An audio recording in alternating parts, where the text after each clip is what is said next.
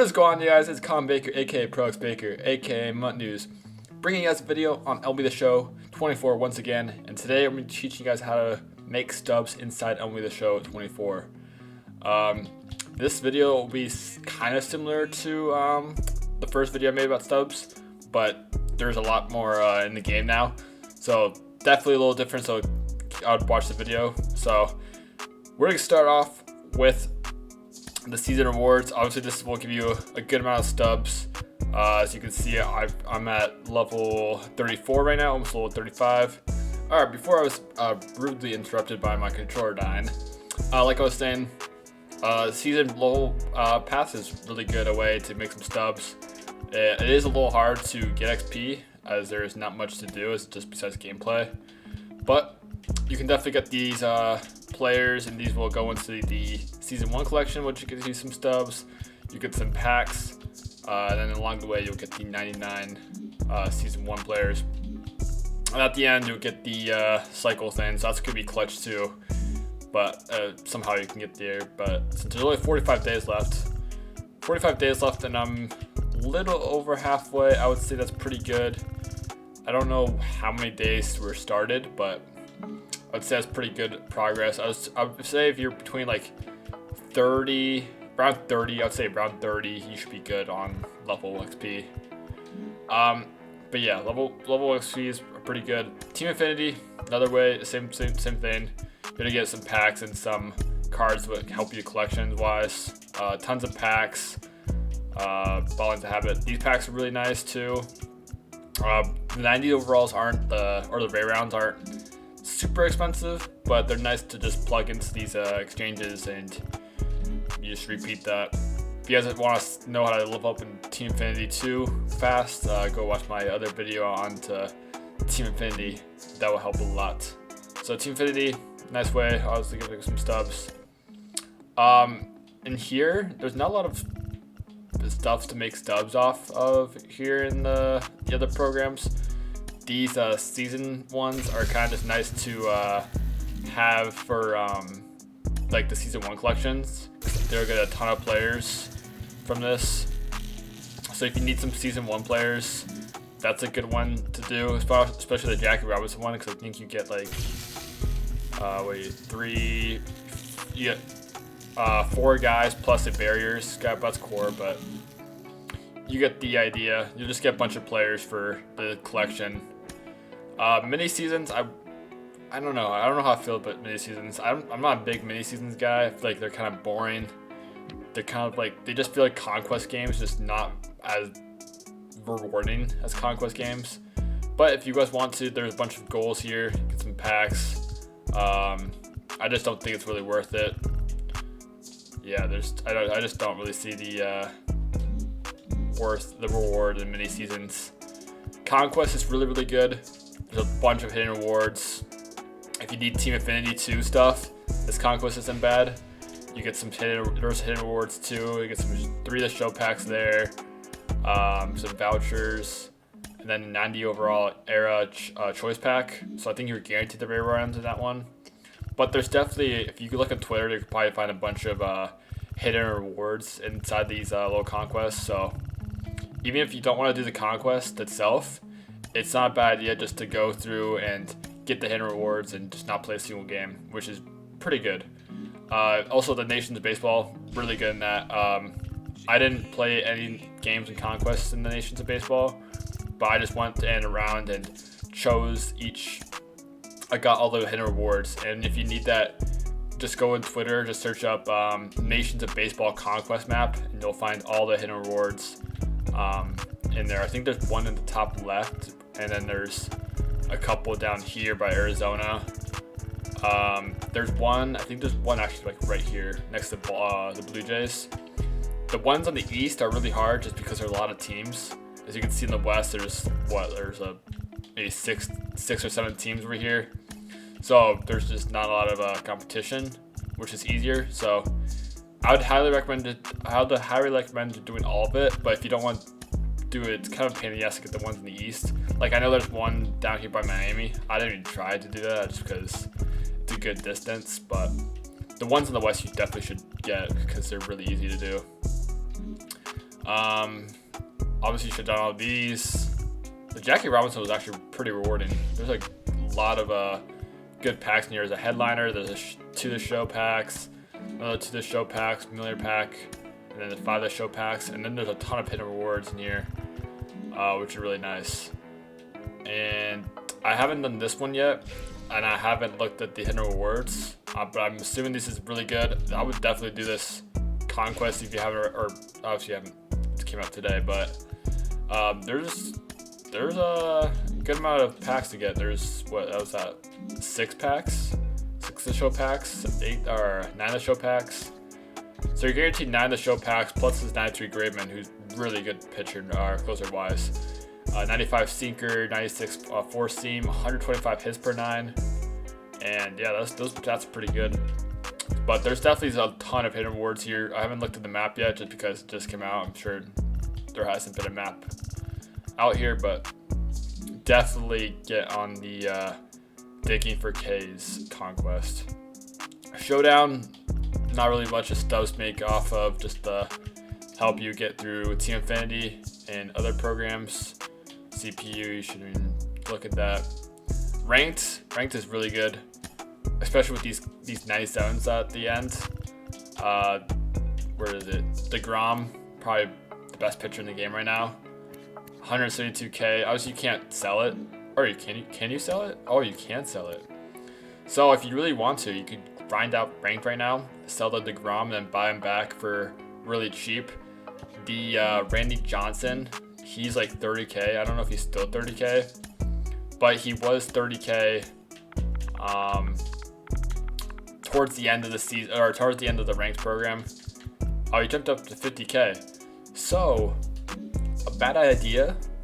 I mean, if you really want to, I don't know how far DeGrom's going to drop in price, but maybe the last day of the ranked program might not be a bad idea to grab a Randy Johnson, just because, or sorry, it wouldn't be a bad idea to grab a DeGrom or Mike Cameron if they're pretty cheap, because they'll bounce back in price. Randy was 30K and he doubled price once he was gone, so wouldn't be a bad idea to do that. That could be a nice little stub making method too, to double your stubs. But overall, the ranked program is really good. It gives you some packs, and then along with 95 100 Kirk, he won't be a lot of stubs, but I'm not gonna say the card's good, but it's a nice 95 to have for events or in the collection. But the World Series pack, definitely rewarding if you can get the to Jacob DeGrom at a nice price. If you get DeGrom and he's like 100K, I'll sell him and then buy him back once he's dropped in price. Maybe you want to wait. If you're really patient, maybe just wait till he's the last day of the rank program. That'd be pretty clutch. And then at the end of after you get the DeGrom, there's 10 ball in the habit packs and 30 the show packs. Really, really easy. And there'll be more missions coming out. See, April 26th. That's in Friday, I believe. There's a ton of more mission to do. So everybody should be able to do the ranked program. It's not that hard. I would say you should definitely get the DeGrom. The other stuff's kind of optional, but I would definitely recommend doing it. Because I think the odds are in ball and habits 1 in 5. So realistically, you should be getting 2 diamonds. I think it's 1 in 5 or 1 in 10. Maybe it's 1 in 10. But definitely should be getting at least 1 diamond from 30 to show packs and 10 ball and habits. So I would definitely recommend doing the ranked program. It's also fun if you have some friends doing co-op. Co-op's really fun in my opinion. I like doing co-op. You try a bunch of new cards that you haven't had.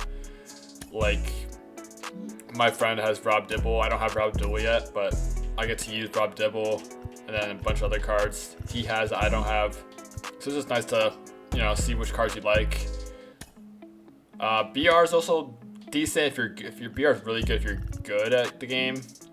But I just can't. It's hard for me to go 10-0. If you guys want to look at my BR guide, draft strategy, I posted a video about that. Go look at that out. Check that out. It's kind of disappointing that the flawless guys aren't the best. Venezuela's good. Some people have struggled to hit off him, but if people are good enough, they can easily hit off him. Ryan Braun, this card doesn't look bad, just the defensive wise. Doesn't look the best appealing, but he's actually looks pretty good hitting wise. I think it's who I'll take, just because he has 114 clutch with 125 clutch or contact lefties. He mashes against lefties.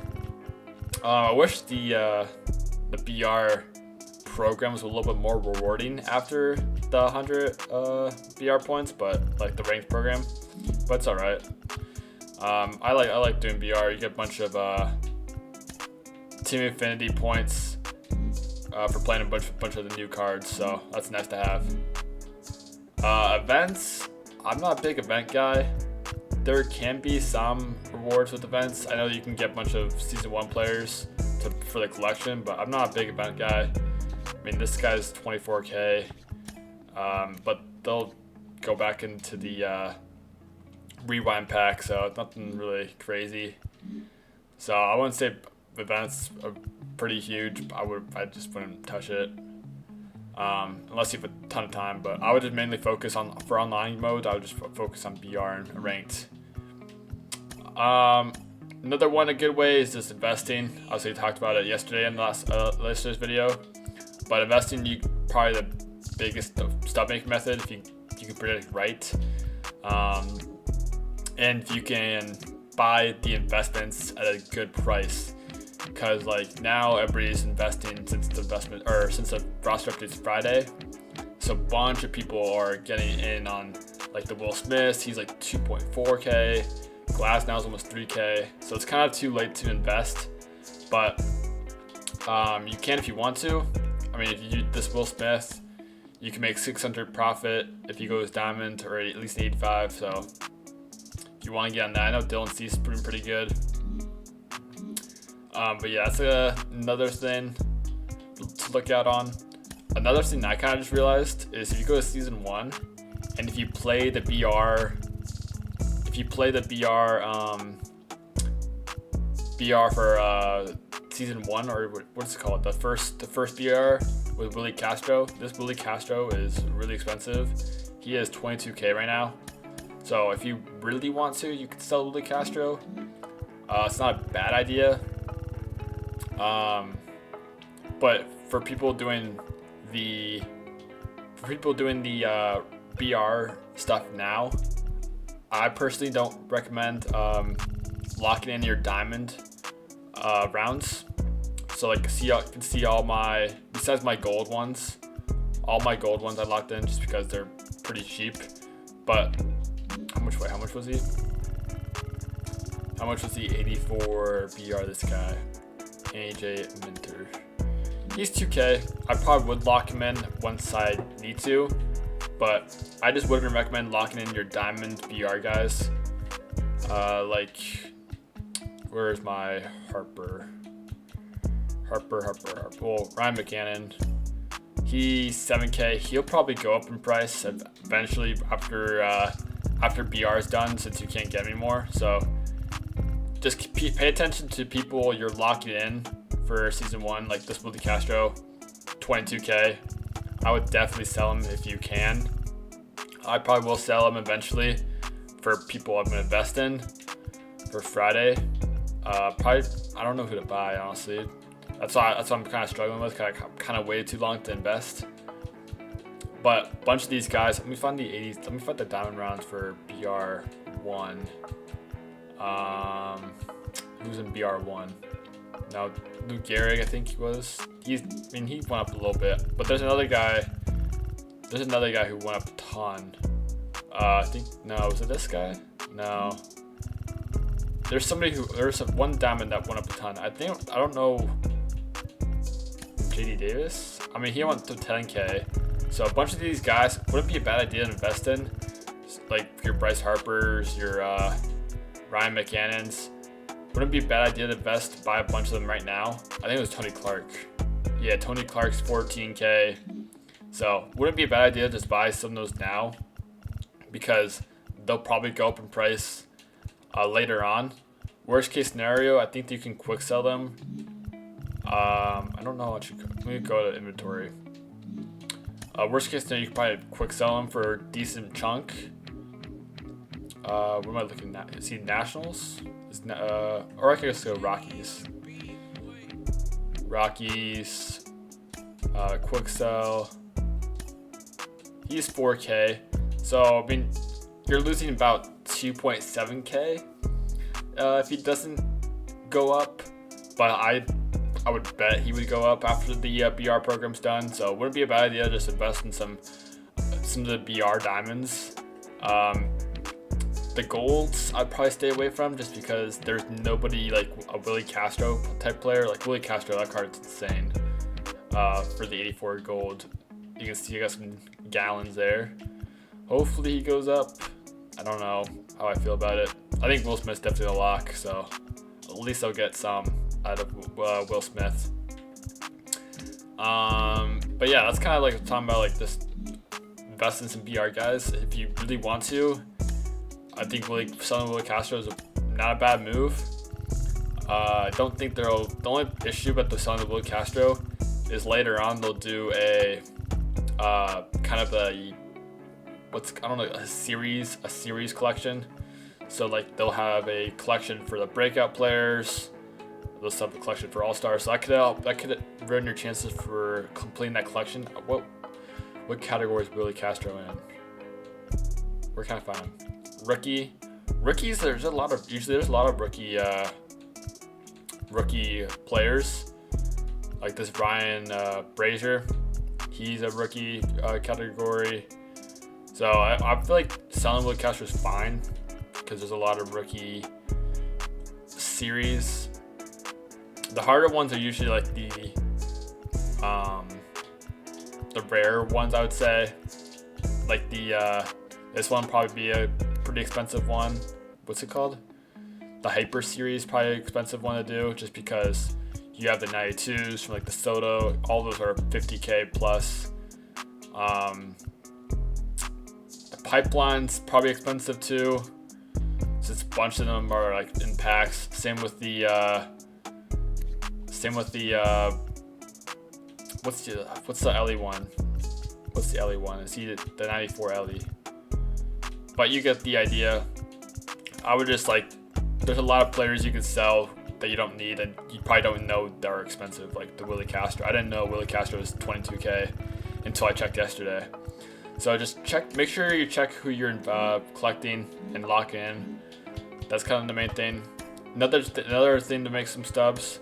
These jerseys you probably have a ton of, and you could probably lock them all in for a good amount of stubs and packs. The thing I gotta do though is I gotta clean up this and just sell my duplicates. It's gonna be a pain in the ass, but there's probably at least like 5K in here, just sitting here. Same with the gold ones. The gold one's a little harder since they're all 500 stubs. But once you eventually collect them all, you can get a good amount of packs. And then once you get duplicates, you just sell them for 500 stubs each. The diamond one, everybody should be able to be the diamond ones because there's a bunch of them from the Team Infinity packs. So everybody should be able to do the at least get 10 from each category. But that's pretty much the video for today. Kind of went over some of the stubs. The socks are a good one too. I mean, I would just lock them. I wouldn't buy the diamond ones because they're stupid expensive. But if you do have the socks, I think this one's free. How do I get that one?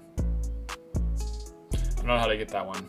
But if somebody can get that for free, you get 5 of the show packs. So there'll be more socks that are for free. They usually do like the programs for that, or the conquest for that. Sorry. But don't buy the socks just to lock it in. Sell the socks unless you use it for your my career. But yeah, just look through the collections, look through your players, make sure you're locking in the players that you want to lock in and they're not stupidly expensive. I heard exchanges are pretty good sometimes. Sometimes you get exchange some low bronzes for some silvers.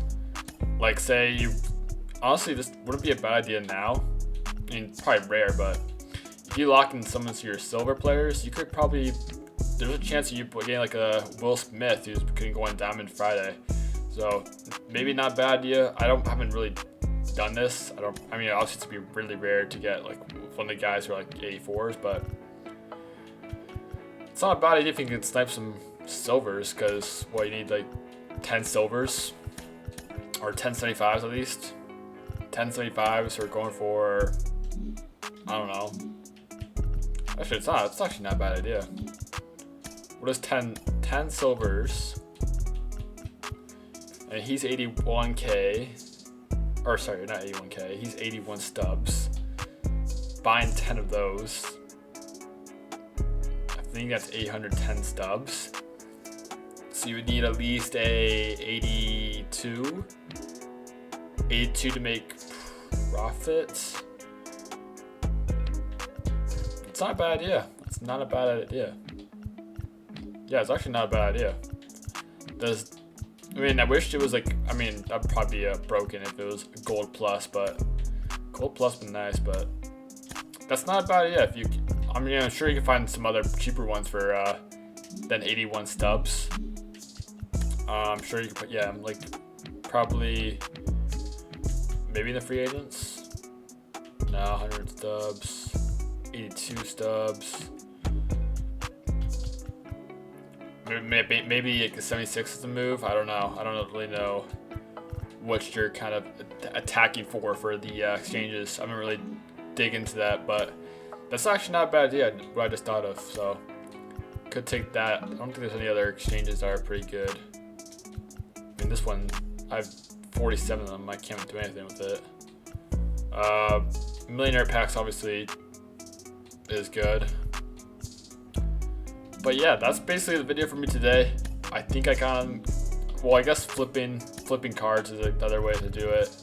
Make some stubs. I haven't really, not a big flipping card guy, but some people have good stuff with it. If you haven't already, make sure you guys get this Captain's Pack. It's expiring in 2 days, but yeah, that's basically the video for me today. Hope you guys enjoyed. Hope you guys learned something about making some stubs. If you have these comments or questions, make sure you DM me on Instagram. Profile is right there. Follow those socials down below too. And yeah, comment down below any other methods of stubs or investments you're investing in. And I'm out. Peace.